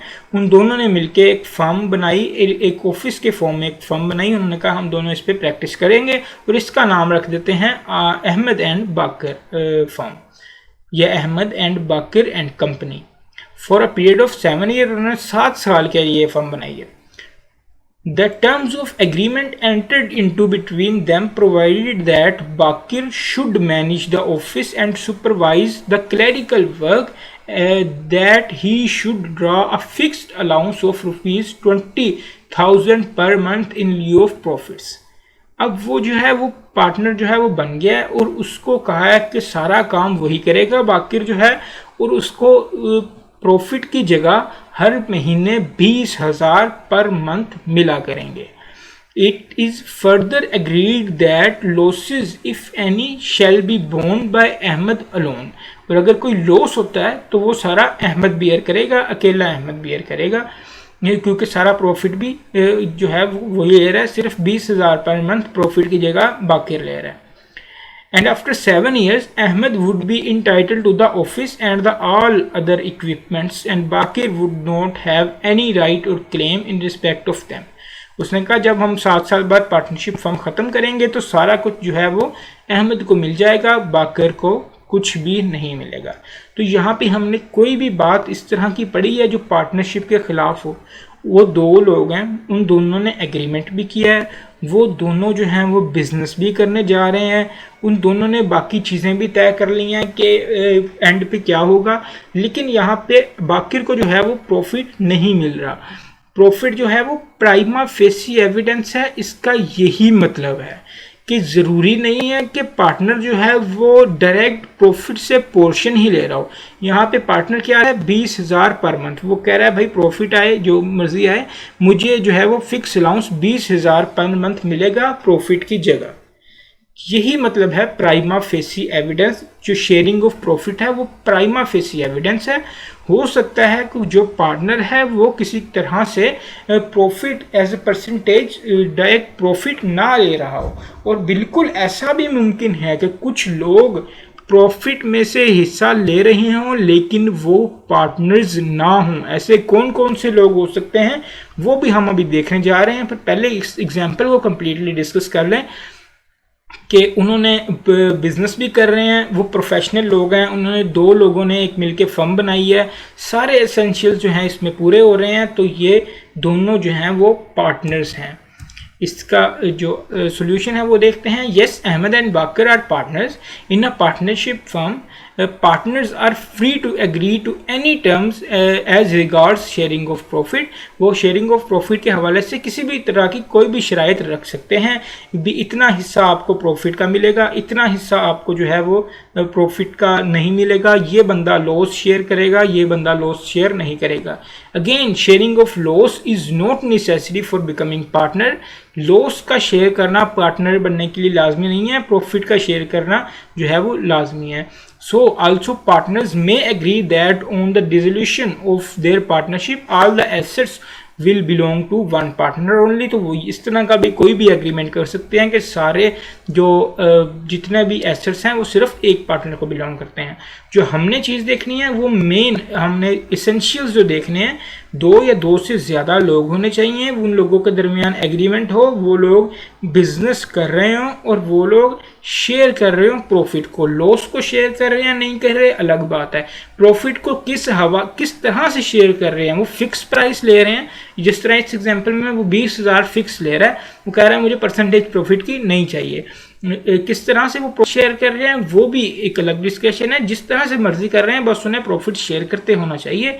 और कुछ इस तरह के लोग भी हो सकते हैं जो प्रॉफिट शेयर नहीं कर रहे, लेकिन प्रॉफिट शेयर कर रहे हैं लेकिन वो पार्टनर्स नहीं हैं। Sharing of profit is not a conclusive evidence of partnership. तो ये चीज़ जो वो लाइन हमने पढ़ी थी जिसको मैंने कहा था आप थोड़ा सा होल्ड करें, अगर आपको उसमें थोड़ी कन्फ्यूजन भी है तो यहाँ पे वो क्लियर हो जाएगी। The receipts by a person of a share of the profits of a business or of a payment contingent upon the profits of a business does not of itself make firm a partner with a person carrying on a business। उसने कहा किसी भी तरह की profit में से share जो है हम किसी को दे रहे हैं तो ज़रूरी नहीं है कि वो बंदा जो है वो पार्टनर ही हो, वो कोई और बंदा भी हो सकता है। इसकी एग्जाम्पल है Hussain a publisher agrees to publish at his own expense a book written by Burhan. अच्छा, इसकी मैं पहले आपको वैसे एग्जाम्पल देता हूँ। फॉर एग्जाम्पल आप लोगों ने एक पार्टनरशिप फर्म बनाई है, आप 3 दोस्तों ने मिलकर एक पार्टनरशिप फर्म जो है वो बना ली है। अब आप तीनों दोस्त उससे प्रॉफिट कमा रहे हैं। आप किसी से शुरू में जब आपने पार्टनरशिप फर्म बनाई, आपको खर्चे वगैरह पूरी करने के लिए कोई उधार की ज़रूरत पड़ी, आपने उस बंदे से उधार ले लिया। अब आपने उससे कहा कि जो प्रॉफिट आएगा ना उसमें से हम आपका उधार जो है वो चुकाते रहेंगे। अब जैसी प्रॉफिट आता है उसका कुछ हिस्सा आप उस उधार वाले बंदे को दे देते हैं जिससे आपने उधार लिया हुआ था। तो क्या वो बंदा आपका पार्टनर बन गया है? बिल्कुल भी नहीं बना, लेकिन वो प्रॉफिट में से शेयर ले रहा है। इसको हम कहते हैं sharing of profit is not a conclusive evidence of partnership, it is a prima facie evidence of partnership. ये कंक्लूसिव एविडेंस नहीं है। कई लोग इस तरह के हो सकते हैं। आपने अपनी पार्टनरशिप फर्म बनाई है, नीचे आपने मुलाजिम रखे हुए हैं, आपने एक सफाई वाला रखा हुआ है, आपने HR को मैनेज करने के लिए कोई HR रखा हुआ है, आप ट्रेनीज रख रहे हैं। तो ये सब आप लोग, इन सब को आप पे दे रहे हैं। तनख्वाह कहाँ से दे रहे हैं? आप प्रॉफिट कमा रहे हैं उसमें से तनख्वाह दे रहे हैं, अपनी जेब से थोड़ी दे रहे हैं। प्रॉफिट में से तो ये भी शेयर ले रहे हैं, हिस्सा ले रहे हैं। तो इसका मतलब ये थोड़ी है ये सब लोग पार्टनर्स बन जाएंगे, बिल्कुल भी नहीं। यही वजह है कि जो शेयरिंग ऑफ प्रॉफिट है वो कंक्लूसिव एविडेंस नहीं है, वो प्राइमा फेसी एविडेंस है। इन particular the receipt of share of profit or payment contingent upon the profit by the following person does not itself make them a partner with the person carrying on a business। अब जो following person है ये share fit में से बिल्कुल ले रहे हैं, लेकिन इनको हम पार्टनर्स नहीं कह सकते। ये कौन कौन से पर्सन है ये बताने से पहले मैं आपको कहना चाहूँगा, इस पोर्शन को आप हाईलाइट कर लें, स्टार लगा लें, VVVVVIP लिख लें, जितने ज़्यादा V लिख सकते हैं लिख लें। ये बहुत इंपॉर्टेंट क्वेश्चन है और ये आता ही आता है। नॉट अ पार्टनरशिप का मतलब है, ये जो पोर्शन था मैं आपको यहाँ पे इस वजह से समझा रहा हूँ कि आप लोगों को आगे इस लाइन की समझ नहीं आनी थी। अगर इसके बगैर मैं आपको ये टॉपिक कंप्लीट कर देता, लेकिन ICAP स्टडी टेक्स्ट में ये नॉट अ पार्टनरशिप की एक हेडिंग है, उसमें लिखा हुआ है कि ये लोग पार्टनर्स नहीं होते, ये लोगों से कॉन्ट्रैक्ट जो हो रहा है वो पार्टनरशिप नहीं हो रहा। लेकिन यहाँ पे मैं आपको ये पहले ही पढ़ा रहा हूँ ताकि आप लोगों को समझ आ जाए। तो ये लोग हैं जिनसे जो प्रॉफिट में से हिस्सा ले रहे होते हैं लेकिन वो पार्टनर नहीं होते। कौन कौन से हैं? Lender of money to person engage or about to engage in any business. ये जो मैंने आपको एग्जांपल ली, जिससे आपने उधार लिया हुआ है उससे आप शेयर दे रहे हैं प्रॉफिट में से, लेकिन वो जो है वो आपका पार्टनर नहीं है। सर्वेंट और एजेंट एज रिम्यूनरेशन, आप लोगों ने तनख्वाह पे बंदे रखे हुए हैं, उनको मुआवजा देते हैं। सर्वेंट्स हैं, आपने एजेंट्स रखे हुए हैं आगे फर्म का काम करने के लिए, उनको तनख्वाह देते हैं जो है वो आपने प्रॉफिट में से, लेकिन फिर भी वो आपके पार्टनर्स नहीं बन जाते। विडो और child of a deceased partners and as annuity, जिस तरह हमने वो पीछे बात की कि जो अगर एक पार्टनर मर गया तो ये नहीं कि उसका बेटा या उसकी वाइफ जो है वो पार्टनर बन गई, आपके दरमियान एक एग्रीमेंट होना चाहिए। लेकिन जो पार्टनर मर गया उसका बेटा, उसकी बेवा को आप लोग कुछ हिस्सा देना शुरू कर देते हैं कि भाई वो पार्टनर का जो हिस्सा था ना, उन पे ये हमारा दोस्त था वो पार्टनर, इनका उस पर हक बनता है, हम इनको जो है वो इनका हिस्सा देना शुरू कर देते हैं। आप उनको उनका हिस्सा देना शुरू कर देते हैं तो इससे ये मतलब नहीं है कि वो लोग जो हैं वो पार्टनर बन जाएंगे, वो छोटा बच्चा या उसकी बेवा जो है वो पार्टनर बन जाएगी। ट्रांसफरी ऑफ पार्टनर्स इंटरेस्ट, एक पार्टनर जो है वो कहता है मैं अपने सारे काम ना एक बंदा मैंने आगे रख लिया, इससे करवाता, तो जो मुझे अपनी तनख्वाह मिलती है, जो मुझे अपना पोर्शन मिलता है ना प्रॉफिट में से, वो पोर्शन मैं इस बंदे को देता रहूँगा, उसमें से सारा या उसका 70%। तो इसका मतलब ये नहीं वो बंदा जो है वो पार्टनर बन गया। पार्टनरशिप एग्रीमेंट आपका उसी बंदे के साथ है जिसने जो है वो एग्रीमेंट किया हुआ है, अब वो अपना इंटरेस्ट जिसको मर्जी दे रहा है वो पार्टनर नहीं बन जाएगा। A minor who is admitted to the benefits of an existing partnership, एक बंदा था आपका पार्टनर था, वो फोत हो गया, अब उसका छोटा माइनर चाइल्ड है, वो जो बंदा फोत हुआ है उसने अपने वसीयत में लिखा मेरा सारा कुछ मेरे छोटे बच्चे का होगा। अब वो छोटा बच्चा तो एग्रीमेंट करने के लायक नहीं है ना, अब वो एग्रीमेंट नहीं कर सकता आप छोटे बच्चे को, लेकिन आप उसके पार्टनर का जो हिस्सा है वो तो देंगे ना। प्रॉफिट में से अगर कोई हिस्सा बन रहा है तो वो आप दे रहे हैं, इसका मतलब ये नहीं कि वो जो है वो पार्टनर बन गया। ये जो ट्रांसफरी ऑफ पार्टनर्स इंटरेस्ट वाली बात है और ये जो माइनर वाली बात है, ये पॉइंट डी और ई, इस पे हमारे बाकायदा टॉपिक्स हैं आगे, वो हम पढ़ेंगे, वहाँ पे आपको मज़ीद तफसील से इस बात की समझ आएगी। आगे है previous owner or part owner as consideration for the sale of goodwill. किसी बंदे ने आपको अपनी गुडविल बेची है, आप उसकी गुडविल को एज ए बिजनेस यूज़ कर रहे हैं और उसको प्रॉफिट पे से थोड़ा थोड़ा हिस्सा दे रहे हैं, तो इसका मतलब भी नहीं है कि वो पार्टनर बन गया। ये सारे पॉइंट्स जो हैं ABCDEF तक, ये सारे आपको फिंगर टिप्स पे याद होने चाहिए कि ये लोग जो हैं वो पार्टनर्स नहीं बनते अगर चाहे वो शेयर ऑफ प्रॉफिट ले रहे हैं। तो sharing of profit is not a conclusive evidence, इसकी आपको होपफुली समझ आ चुकी होगी। तो फोर्थ हमारा एसेंशियल था, मेन एसेंशियल, वो था शेयरिंग ऑफ प्रॉफिट का, सॉरी मेन एसेंशियल नहीं, प्राइमा फेसी एसेंशियल था एक, जो कि शेयरिंग ऑफ प्रॉफिट था। पहले हम एसेंशियल देख चुके हैं, दो या दो से ज़्यादा लोग होने चाहिए, एग्रीमेंट हो उनके दरमियान, वो बिज़नेस कर रहे हों, कैरी हो ना बिज़नेस हो, वो बिज़नेस कर रहे हों और वो शेयरिंग ऑफ प्रॉफिट कर रहे हों। शेयरिंग ऑफ प्रॉफिट क्या होती है ये कंप्लीट हम देख चुके हैं।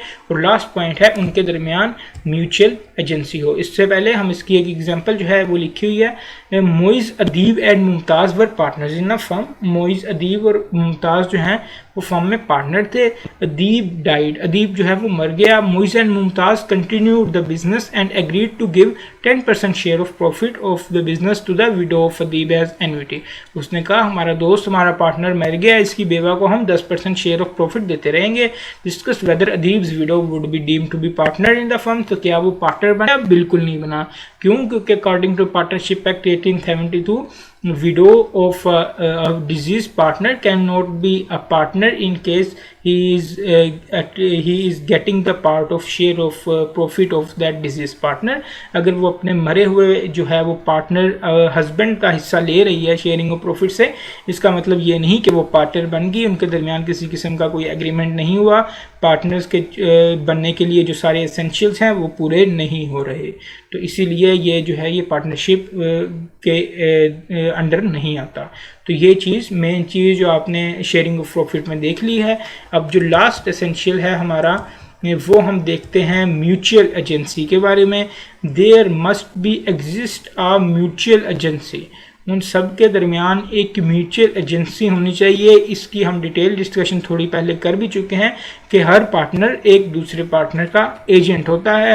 एक जो पार्टनर है वो दूसरे पार्टनर को बाउंड कर रहा होता है अपने काम से। अगर पार्टनर नंबर 3 ने कोई काम किया है, कोई कर्जा ले लिया है, पार्टनरशिप फर्म के हवाले से कोई भी काम किया है, तो पार्टनर 1 और पार्टनर 2 उस काम के जवाबदेह होते हैं, उसके लायबल हो जाते हैं। अब पार्टनर 3 के उस काम की वजह से पार्टनर 1 और पार्टनर 2 पे भी मुकदमा किया जा सकता है थर्ड पार्टी की जानिब से। Following 2 important features of partnership need to be understood. ये 2 जो पॉइंट्स हैं इनको भी आपने अंडरलाइन कर लेना है। ये बहुत ही ज़्यादा इंपॉर्टेंट पॉइंट्स है और इनको आपने याद रखना है। पहले जो मैं समझा रहा हूँ ना, ये भी चाहे आप उर्दू में साइड पे लिख लें, एक बार पहले आप समझें, उसके बाद लेक्चर पॉज करें, पीछे से रिवर्स करके उसके बाद आप थोड़ा थोड़ा जो आपको समझ आ रहा है वो आप लिख सकते हैं। पहला पॉइंट है partnership does not have a legal personality. अब इसका क्या मतलब है? अगर तो जो लोग कंपनी लॉ पढ़ चुके हैं पहले उन्हें पता होगा। अगर आप लोगों जो लोग न्यू हैं उनके लिए मैं बताता हूं कि जो कंपनी होती है ना उसकी एक अलग शनाख्त होती है, वो एक लीगल पर्सन होती है। देखें आप इंश्योरेंस कंपनी की, मैंने आपको पहले कल वाले लेक्चर में एग्जांपल दी, उनका जब क्लाइंट बंदा आता है ना इंश्योरेंस कंपनी वाले का, वो आपके साथ एग्रीमेंट करके जाता है, वो कंपनी के नाम पे एग्रीमेंट होता है। Coca Cola company, Coca Cola एक कंपनी है, इसकी जो प्रोडक्ट्स बिक रही हैं कोका कोला के नाम से बिक रही हैं, कंपनी के नाम से बिक रही हैं। अगर कोई बंदा कोका कोला की बोतल पी के मर जाता है, उसको कुछ हो जाता है, उसमें कोई जहर निकल आता है, तो वो केस कोका कोला कंपनी पे करेगा। किसी बंदे को नाम का नहीं पता कि फलां बंदा जो है वो कोका कोला कंपनी का पार्टनर है, फलां बंदा जो है वो उसका डायरेक्टर है, फलां बंदा जो है वो उसका शेयर होल्डर है। पता नहीं कितने लोगों ने, आम आवाम ने उसके शेयर खरीदे होंगे। उन आम आवाम को जाके गवर्नमेंट नहीं पकड़ लेगी, भाई आपने जो है वो फलां पब्लिक कंपनी का शेयर खरीदा हुआ है तो आप उसके ओनर हो, तो आपको हम पकड़ के सजा देंगे। आपकी जो आपने जो बोतल सेल की है उसकी वजह से एक बंदा मर गया, बिल्कुल भी नहीं। वो कंपनी को बंद करेंगे, वो कंपनी को पकड़ेंगे, वो कंपनी को जुर्माना करेंगे। क्यों? कंपनी की एक अलग लीगल पर्सनैलिटी है, लेकिन पार्टनरशिप फर्म की लीगल पर्सनैलिटी नहीं है। पार्टनरशिप फर्म में जो कुछ भी है वो पार्टनर्स हैं। अगर कोई गलत काम होता है उसके लिए पार्टनर्स को पकड़ेंगे। पार्टनरशिप फर्म की कोई हैसियत नहीं है। जो कॉन्ट्रैक्ट कर रही है थर्ड पार्टी, वो पार्टनरशिप फर्म के साथ नहीं कर रही, वो पार्टनर्स के साथ कर रही है। वो पार्टनर्स को लीगली बाउंड कर रही है। सब पार्टनर्स आपस में एक दूसरे के एजेंट हैं। एक पार्टनर भी कोई काम कर रहा है तो वो बाकी सब पार्टनर्स को भी बाउंड कर रहा है। कंपनी के केस में ऐसा बिल्कुल भी नहीं होता।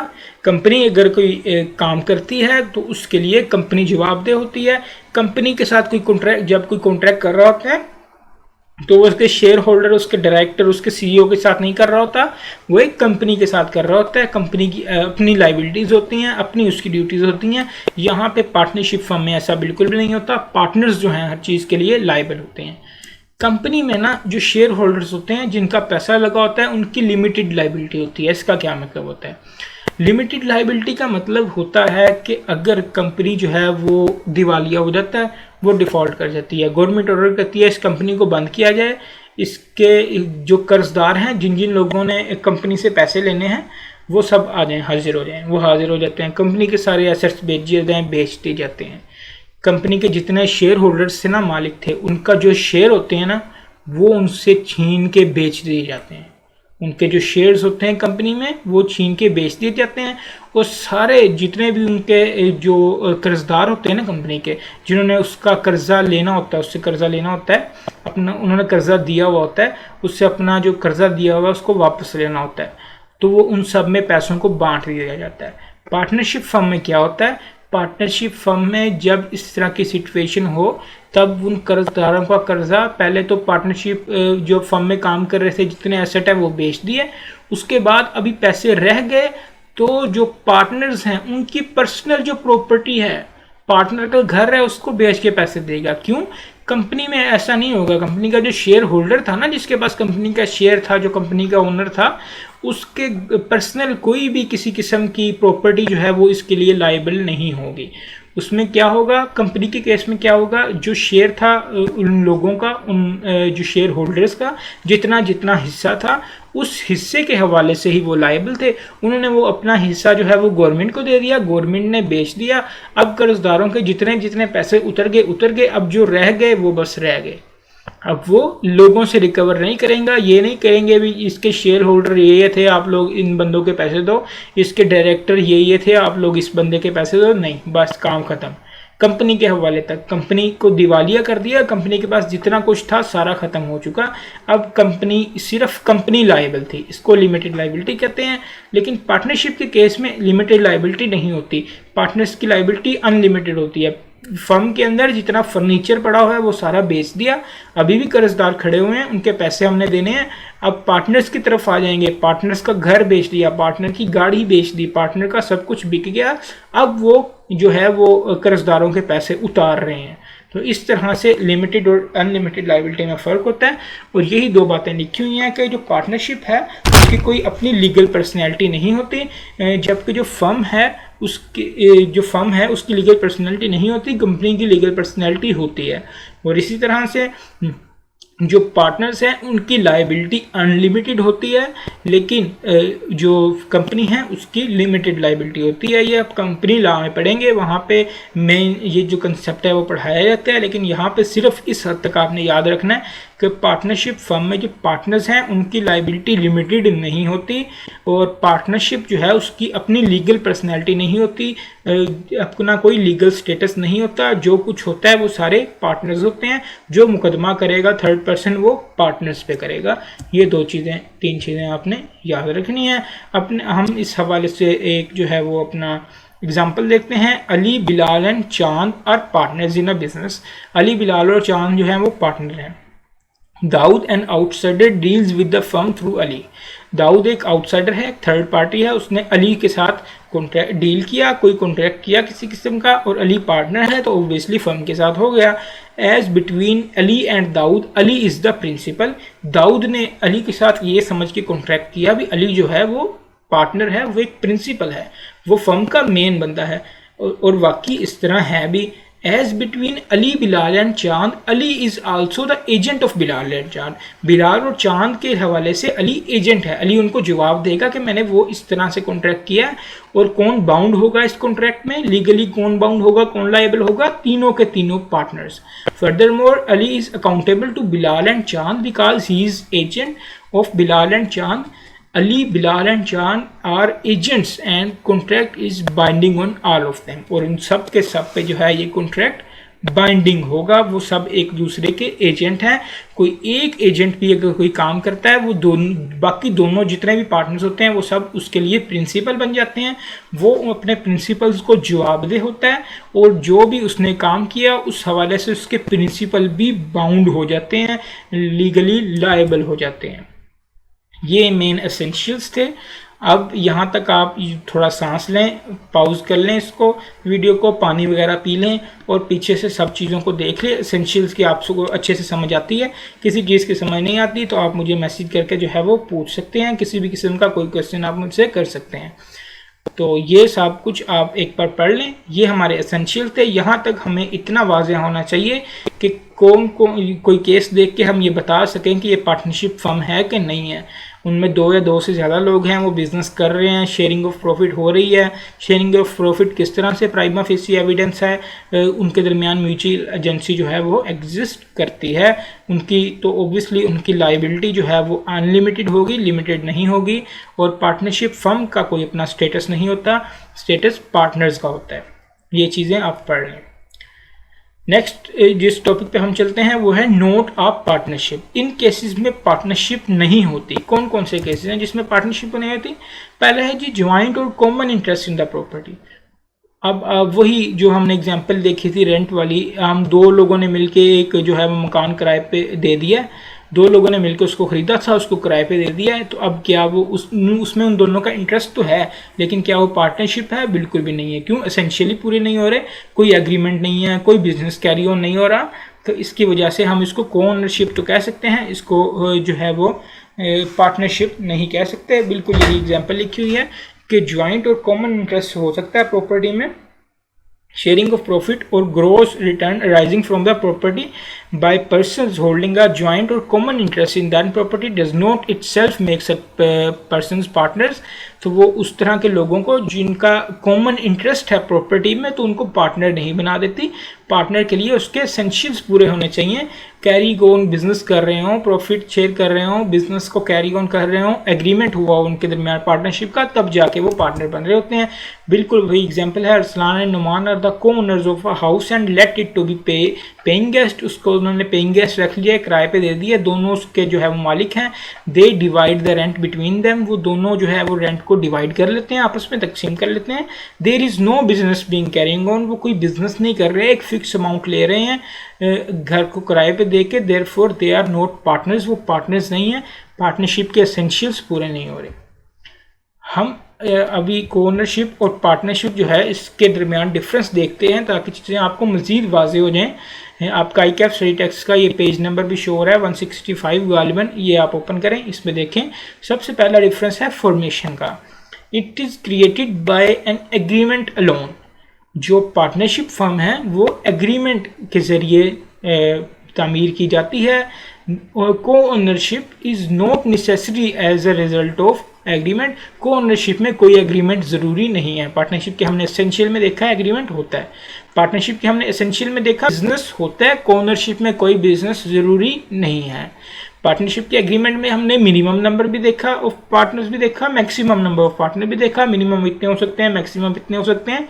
को ओनरशिप में ऐसी कोई भी रिक्वायरमेंट नहीं है। हमने पार्टनरशिप में देखा भाई शेयरिंग ऑफ प्रॉफिट होनी चाहिए, लेकिन को ओनरशिप में भी ऐसी कोई रिक्वायरमेंट नहीं है, शेयरिंग ऑफ प्रॉफिट नहीं हो रहा होता। शेयरिंग ऑफ प्रॉफिट क्यों नहीं हो रहा? क्योंकि वो भाई बिजनेस ही नहीं कर रहे, बिजनेस करेंगे तो कुछ प्रॉफिट कमाएंगे, बिजनेस कर ही नहीं रहे तो प्रॉफिट कैसे कमा रहे हैं? वो तो बस एक किस्म का रेंट ले रहे हैं माफ़ कीजिएगा, वो जो भी है अपनी इनकम ले रहे हैं, लेकिन वो प्रॉफिट नहीं ले रहे। म्यूचुअल एजेंसी, जो पार्टनर्स होते हैं वो एक दूसरे के एजेंट होते हैं, लेकिन को-ओनर्स एक दूसरे के एजेंट नहीं होते। ट्रांसफ़र ऑफ इंटरेस्ट, जो पार्टनर्स हैं बीइंग एक दूसरे के एजेंट हैं, तो वो जो भी काम करेंगे एक दूसरे से पूछ के करेंगे। अगर पार्टनर अपना इंटरेस्ट किसी और को ट्रांसफ़र करना चाहता है तो वो बाकी पार्टनर्स की इजाज़त लेगा। इस केस में बाकी पार्टनर्स उसके प्रिंसिपल बन जाएंगे क्योंकि वो एक एजेंट है बाकी पार्टनर्स का। लेकिन को ओनरशिप में ऐसा नहीं है। को ओनरशिप में वो कर देता है भी मेरा, वो अकेला ही फैसला कर लेता है। ये जो रेंट आ रहा है मेरे अपने बेटे को कहता है बेटा ये तुम्हारा हो गया, आज से जो हमारा उस फ्लैट का रेंट आ रहा है वो आज से आप लेते रहो। तो इसमें किसी भी किस्म का जो है वो कंसल्ट की ज़रूरत नहीं होती दूसरे ओनर के साथ, क्योंकि उनका कोई इस तरह का रिलेशनशिप ही नहीं होता। तो ये मेन डिफरेंस है को ओनरशिप और पार्टनरशिप में। ये भी शायद वो पूछ ले कुछ 3-4 नंबर का, तो इसको भी आप अपने जहन में रख लीजिएगा। ये 5 पॉइंट्स वही 5 पॉइंट्स हैं जो आपके एसेंशियल्स के हैं। जब आपको एसेंशियल्स याद हो गए तो ये भी याद हो गए। पहला एसेंशियल क्या है जी? एग्रीमेंट होना चाहिए, बिल्कुल यहाँ पे भी पहला वही पार्ट है। दूसरा पार्ट है जी बिजनेस होना चाहिए, ये भी एक एसेंशियल है। तीसरा पार्ट है दो से ज़्यादा लोग होने चाहिए, ये भी एसेंशियल है। शेयरिंग ऑफ प्रॉफिट भी एसेंशियल है। म्यूचुअल एजेंसी भी एसेंशियल है। एक ट्रांसफरी ऑफ इंटरेस्ट वाला पार्ट जो है वो इजाफी है। ये ट्रांसफरी ऑफ इंटरेस्ट और जो transferee of interest to minor है, इसको हम जो है वो देख रहे होंगे सेपरेटली, तब आपको ये चीज़ें जो है आसानी से समझ आ रही होंगी। कम से कम 5 पॉइंट यहाँ से आप लोगों को नहीं याद कर लेने हैं। नेक्स्ट हम नोट ऑफ पार्टनरशिप में बात करते हैं लोन फ्रॉम बैंकिंग कंपनी। आप एक कंपनी के पास जाते हैं, आप उनसे लोन लेते हैं, आप कहते हैं भाई मुझे लोन दे दो, हम पार्टनर्स हैं 3-4, हम एक बिज़नेस कर रहे हैं, हमें लोन दे दो। तो आप इस तरह करो, बदले में हर महीने जब तक आपका लोन नहीं ना उतरता, हम 20% आप लोगों को प्रॉफिट देते रहा करेंगे। तो वो प्रॉफिट तो दे रहे हैं, लेकिन वो इससे बैंक जो है वो उनका पार्टनर नहीं बन जाएगा। ये तो उसमें प्राइमा फेसी वाले बात में भी ये चीज़ फिट हो सकती है, लेकिन उन्होंने अलग पॉइंट बना के दे दिया कि अगर बैंकिंग कंपनी से कोई लोन लेते हैं उसके बाद उनको प्रॉफिट देते रहते हैं, तो इसका ये मतलब हरगिज़ नहीं होगा कि वो बैंकिंग कंपनी आपकी पार्टनर बन चुकी है। वो प्रॉफिट का हिस्सा ज़रूर ले रही है, लेकिन वो पार्टनर नहीं है। क्यों पार्टनर नहीं है भाई? क्योंकि भाई एसेंशियल्स ही पूरे नहीं है, कोई एग्रीमेंट ही नहीं है पार्टनरशिप का, कोई बाकी चीज़ें शेयरिंग ऑफ प्रॉफिट तो है, कोई कैरिंग ऑन बिजनेस नहीं है। आप उनके साथ बैंकिंग कंपनी आपके साथ किसी किस्म के किसी बिजनेस में इन्वॉल्व नहीं है, बिजनेस तो आप अलग खुद कर रहे हैं। कोई म्यूचुअल एजेंसी नहीं है, वो आपकी एजेंट नहीं है। बैंकिंग कंपनी का कोई भी काम आपको बाउंड नहीं कर रहा, ना आपका कोई काम बैंकिंग कंपनी को बाउंड कर रहा है। तो एसेंशियल भी पूरे नहीं हो रहे, इस वजह से हम इसको पार्टनरशिप फर्म नहीं कह सकते। यही छोटा सा इसमें लिखा हुआ एग्जाम्पल भी हम देख लेते हैं। Amjad applied for a loan from ABC Bank for his business. It was decided that bank will get 20% of the profit or loss in लिeu of interest. उसने कहा हम इंटरेस्ट नहीं लेंगे, हम 20% प्रॉफिट लेंगे या फिर जो लॉस हुआ वो लेंगे। लॉस हुआ तो ऑब्वियसली उसमें हिस्सा डालेंगे। There is no partnership between Amjad and ABC bank. Amjad और एब बैंक के दरमियान किसी भी किस्म की कोई पार्टनरशिप नहीं है क्योंकि एसेंशियल्स ही पूरे नहीं हो रहे। आखिरी चीज़, partnership non created by status. ये चीज़ हम पहले भी देख रहे हैं कि जैसे बादशाहत के ज़माने में होता था कि जो बादशाह है उसका जो बेटा होता है बादशाह के मरने के बाद ओब्वियसली वो बादशाह बन जाता है। ये पार्टनरशिप में ऐसा नहीं होता। पार्टनर अगर मर गया, उसकी बीवी उसका बेटा पार्टनर नहीं बनते। ज़रूरी है एग्रीमेंट हो उनके दरमियान, बिजनेस कैरी ऑन हो रहा हो, तब भी वो पार्टनर्स बन रहे होते हैं। तो सेम वही चीज़ है। और इसी तरह के एक एग्जाम्पल है, इन particular the member of Hindu undivided family. Hindu undivided family का मतलब है जॉइंट फैमिली सिस्टम, दादा पोते ये सारे लोग इकट्ठे रह रहे हैं, carrying on a family business, और ये फैमिली बिजनेस कर रहे हैं। और ब्रह्मीस, ये जो भी है बुद्धिस्ट, हस्बैंड एंड वाइफ, ये भी एक रिलीजन होता है एक किस्म का, वो हस्बैंड एंड वाइफ वो इकट्ठे बिजनेस कर रहे हैं, are not partners in such a business. तो ये नहीं समझा जाएगा कि वो फैमिली बिजनेस कर रही है तो ये जितने भाई हैं ये बिजनेस कर रहे हैं, ये सारे भाई आपस में पार्टनर हैं। वो जो हस्बैंड वाइफ बिजनेस कर रहे हैं वो दोनों हस्बैंड वाइफ आपस में पार्टनर है, बिल्कुल भी नहीं। क्यों? क्योंकि जितने भी एसेंशियल्स हैं वो सारे पूरे होने चाहिए, तब पार्टनरशिप बिजनेस बनेगा। इसको हम बिजनेस कंसीडर, पार्टनरशिप जो है वो कंसीडर नहीं करेंगे। बेसिकली जो भी इस तरह का सिनेरियो है, जब भी आपने देखना है कि ये पार्टनरशिप है कि नहीं, ये फर्म है कि नहीं, ये पार्टनर्स हैं कि नहीं, तब आपने जो 5 एसेंशियल्स हैं अपने जहन में लाने हैं और उन्हीं 5 एसेंशियल्स की बेस पे उसको एवेल्युएट कर रहे हैं। अगर वो पाँचों के पाँचों एसेंशियल्स पूरे हो रहे हैं तो वो पार्टनर्स हैं, अगर एक भी मिस कर रहा है तो वो पार्टनर्स नहीं हो सकते। ये था हमारा आज का जो पार्ट हमने पढ़ना था। यहाँ पे आप पॉज करके पिछला जो हमने पार्ट पढ़ा उसको एक बार देख लें, उसके बाद हम क्वेश्चंस की तरफ आते हैं। जी स्टूडेंट्स, तो क्वेश्चन जो पहला क्वेश्चन है, यहाँ पे बहुत सारी चीज़ें आपको लिखी हुई नीचे नज़र आ रही हैं। क्वेश्चन ख़त्म होने के बाद autumn 2014, autumn 2017, autumn 2018, autumn 2021, practice question number 1, practice question number 3, practice question number 5। इतनी दफ़ा उसने 4 दफ़ा और चारों दफ़ा ऑटम में ये क्वेश्चन पूछा है। पहले पूछा 5 मार्क्स का, फिर 3 मार्क्स का, फिर 2 मार्क्स का, फिर 4 मार्क्स का, यानी अब 6 पे आएगा। क्या पूछता है वो? लिस्ट, आखिरी लाइन पढ़ें, छोड़ दे सारी चीज़ों को। List such situations as given in the partnership act 1932। किस तरह की situations? Sharing net profit usually creates a very strong inference that the parties have formed a partnership, but in certain situations, the fact that the profits are shared or the parties have agreed to share the profit will not by itself create a presumption that the partnership was intended। वो कहता है कि ज़रूरी नहीं है कि जो profit जिनको दिया जा रहा है वो लोग पार्टनर्स हों। तो आप ऐसी सिचुएशन बताएं पार्टनरशिप एक्ट 1932 के अंदर जिसमें लोगों को प्रॉफिट मिल रहा हो और वो पार्टनर्स ना हो। तो वो जो 6 सिचुएशन थी, मैंने कहा था यहाँ पे आप VVVIP लिख लें, उन 6 सिचुएशन को वो पूछता है। ऑटम 2014 में उसने 6 की 6 पूछी 5 मार्क्स की, फिर उसने 3-4 पूछी, फिर उसने 3-4 पूछी 2 मार्क्स की, फिर ऑटम 2021 में भी उसने 6 की 6 पूछी 4 मार्क्स की। तो ये प्रैक्टिस क्वेश्चन नंबर 1 भी आपका यही है, प्रैक्टिस क्वेश्चन नंबर 3 भी आपका यही है, प्रैक्टिस क्वेश्चन नंबर 5 भी आपका यही है। बेसिकली प्रैक्टिस क्वेश्चन नंबर 1, 3, 5 ये ऑटम 14, ऑटम 17 और ऑटम 18 वाले क्वेश्चन है। ऑटम 21 वाला क्वेश्चन आपके आईकैप स्टडी टेक्स्ट में नहीं है। तो ये लेकिन पूछा उसने, सब में सेम ही चीज़ हुई है, वही चीज़ आपने लिखनी है। तो आप अंदाज़ा लगा सकते हैं ये कितना इंपॉर्टेंट क्वेश्चन है। 5 से 6 नंबर का, 4 नंबर का, 3 नंबर का, 2 नंबर का आपको लाजमी आ सकता है। और जो हैरानगी की बात है वो ये है कि वो हर बार ऑटम में ही पूछ रहा है और आपका पेपर इस बार जो सितंबर अटैम्प्ट है उसको ऑटम ही कहते हैं, आपका ऑटम में ही पेपर होने जा रहा है। तो इस क्वेश्चन को, इस चीज़ को अच्छी तरह आप क्रैम कर लें। नेक्स्ट क्वेश्चन है ऑटम 2015 का, प्रैक्टिस क्वेश्चन नंबर आपका 2 है, 5 मार्क्स के लिए क्वेश्चन है। इसको देखते हैं। Munaf, a sole proprietor engaged in the business of selling cooking oil to wholesaler, agreed to admit Larry in his business on the following terms। उसने कहा भाई वो एक सोल प्रोप्राइटर था, अकेला बिजनेस करता था। सोल प्रोप्राइटर का मतलब होता है अकेला बिजनेस करना। उसने क्या किया, engage in business of selling cooking oils. वो कुकिंग ऑयल का बिजनेस में जो है वो सेल करता था होलसेलर को।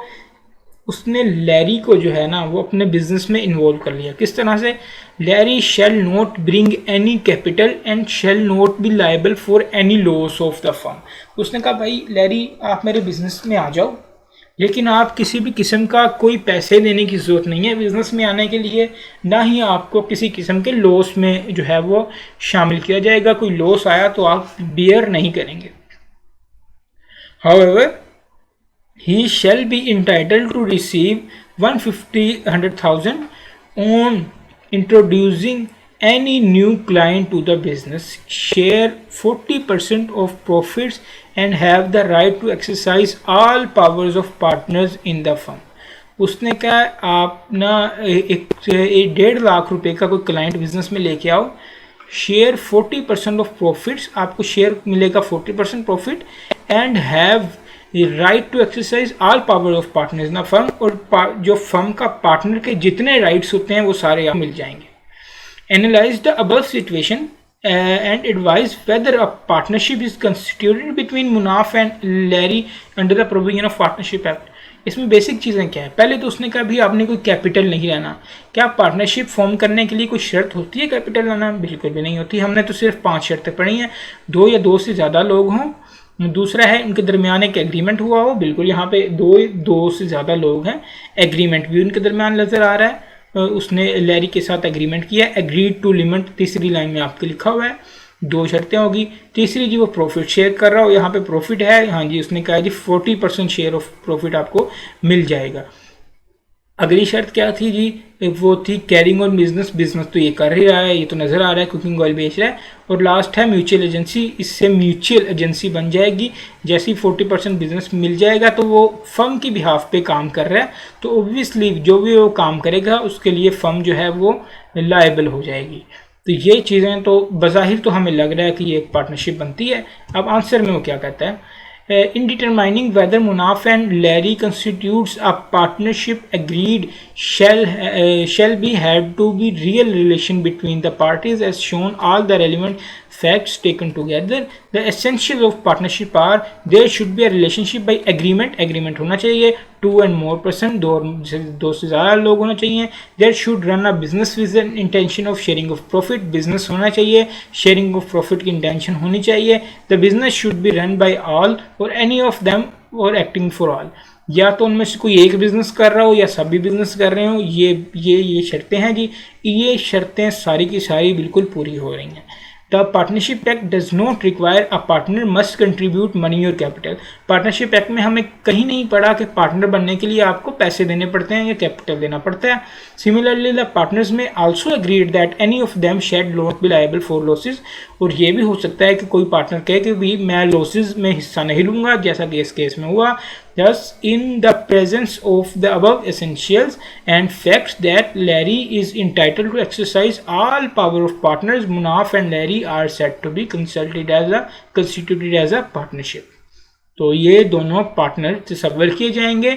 देखें अब क्वेश्चन आया, हमने उसको इवेल्युएट किया, जो हमने अपने एसेंशियल्स 5 देखे हैं उन एसेंशियल्स पे, और हम वो जैसे ही वो उन एसेंशियल्स पे पूरा उतरा हमने कह दिया ठीक है पार्टनरशिप है। उसके अलावा जितनी भी चीज़ें हैं उन्हें इग्नोर मारना है। हमें क्या चाहिए, अपने एसेंशियल। उसके बाद इसने जैसे इस क्वेश्चन में उसने कहा जी वो कैपिटल नहीं लेके आया, हमें क्या है कैपिटल से, हमें कोई लेना देना नहीं है कैपिटल से। कैपिटल लाया नहीं लाया, कम लाया ज़्यादा लाया, वो इसी तरह एग्जामिनर आपको क्वेश्चन में घुमा रहा होता है। आप सिर्फ अपने पॉइंट्स पे स्टिक रहा करें, जो आपने प्रोविजन पढ़ी है उन पे स्टिक करें। आगे वो जो भी कहानियाँ सुना रहा है एग्जामिनर उनको इग्नोर करें। हमने क्या 5 एसेंशियल देखने हैं, इस क्वेश्चन में 5 एसेंशियल हमने ढूंढे, वो 5 एसेंशियल हमें मिल रहे हैं, हमने कह दिया ये एक पार्टनरशिप बन चुकी है। नेक्स्ट क्वेश्चन हम देखते हैं, X has been carried on textile business for the past few year. Mister X जो है ये ऑटम 17 का क्वेश्चन है, 5 मार्क्स के लिए पूछा गया था। प्रैक्टिस क्वेश्चन नंबर आपका 4 है। तो X has been carrying on textile business for the past few year, कुछ सालों से X जो है वो बिजनेस कैरी ऑन कर रहा है। He has recently met Y who is an expert in textile designing. उसे भाई एक एक्सपर्ट मिल गया टेक्सटाइल डिज़ाइनिंग में। X and Y have agreed that Y would advise X on various technical issues। उसने कहा जो X जो है वो Y को बहुत से टेक्निकल इश्यूज में मिस्टर Y जो है मिस्टर X को असिस्ट करेगा, एडवाइस देगा। इसके बदले में उसे क्या मिलेगा? उसे मिलेगा 35% profit. Y would be entitled to 35% of the profits of the business. However, Y will not be required to bring any capital। बिल्कुल यार वही वाला सवाल है जो हम पीछे करके आए हैं। इस क्वेश्चन को आप पढ़ें, 5 मार्क्स का ये क्वेश्चन है। 5 को आप 1.8 से मल्टीप्लाई करें, जितना जो है वो आता है टाइम, उतना टाइम अपनी घड़ी पे स्टार्ट करें, स्टॉप वॉच पे स्टार्ट कर लें, जिस तरह से मर्जी आप टाइम को नोट करें और ये क्वेश्चन सोल्व करना शुरू करें। आप क्वेश्चन सोल्व करने के बाद इसका आंसर देखें और फिर उससे अपने आंसर को जो है वो मैच करें। हम इंशाल्लाह कल मिलते हैं इसके जो है नेक्स्ट लेक्चर के साथ। हम तकरीबन 8 से 9 दिनों में इस जो है पूरे पार्टनरशिप एक्ट को ख़त्म कर रहे होंगे। उसके बाद हम टेस्ट कंडक्ट करेंगे पूरे पार्टनरशिप एक्ट का, ताकि उसमें सब चीज़ें कवर हो जाएं। अब मैं अगर आपको कोई क्वेश्चन बना के भी दूँ ना, तो बहुत सारी अधूरी चीज़ें हैं, हमने बहुत सारी चीज़ें नहीं पढ़ी हुई। यहाँ पे भी आप कुछ लाइंस में कमियां महसूस हुई होंगी, जहाँ पे आपको सही से समझ नहीं आई होगी लाइंस की। उसकी वजह यही है, जब हम पूरा पार्टनरशिप एक्ट पढ़ लेंगे ना, तब आपको हर एक चीज़ की डिटेल में समझ आ जाएगी और आप हर एक चीज़ इजीली हैंडल कर पाएंगे और तभी मज़ा आएगा टेस्ट लेने का। तभी हम जो है ना इसका टेस्ट कंडक्ट करेंगे इन सब चैप्टर्स को पढ़ने के बाद। तो अभी आपका काम ये है, फिल वक्त आप ये क्वेश्चन सोल्व करें। उसके बाद जितना हमने पढ़ा है उसको अच्छे से समझे, जो चीज़ें याद करने वाली है उनको याद करके कल हम इंशाल्लाह नेक्स्ट लेक्चर के साथ मिलते हैं। इसको सोल्व करके आपने आंसर देखना है। किसी चीज़ की समझ ना आए, आपको डिस्क्रिप्शन में मैंने अपना नंबर दिया हुआ पर्सनल, आप उससे कॉन्टैक्ट करके मुझसे जो है वो रब्ता कर सकते हैं। तब तक के लिए अल्लाह हाफिज़।